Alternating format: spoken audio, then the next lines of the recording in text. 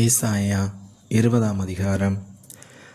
தர்தான் அசீரிய ராஜாவாகிய சர்கோனாலே அனுப்பப்பட்டு அஸ்தோத்துக்கு வந்து அஸ்தோத்தின் மேல் யுத்தம் பண்ணி அதை பிடித்த வருஷத்திலே கர்த்தர் ஆமோத்சின் குமாரனாகிய ஏசாயாவை நோக்கி, நீ போய் உன் அறையில் இருக்கிற ரெட்டை அவிழ்த்து உன் கால்களில் இருக்கிற பாதரட்சைகளை கலற்று என்றார்.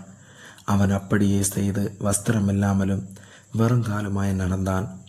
அப்பொழுது கர்த்தர் எகிப்தின் மேலும் எத்தியோப்பியாவின் மேலும் வரும் 3 வருஷத்துக்கு காரியங்களுக்கு அடையாளமும் குறிப்புமாக என் ஊழியக்காரனாகிய ஏசாயா வஸ்திரம் இல்லாமலும் வெறுங்காலமாய் நடக்கிறது போல அசீரிய ராஜா தான் சிறைப்பிடிக்கப் போகிற எகிப்தியரும் தான் குடிவிலக்கப் போகிற எத்தியோப்பியருமாகிய இளைஞரையும் கிழவரையும் வஸ்திரமில்லாமலும் வெறுங்காலமாய் எகிப்தியருக்கு வெட்கமுண்டாகும்படி இருப்பிடம் மூடப்படாதவர்களாய் கொண்டு போவான்.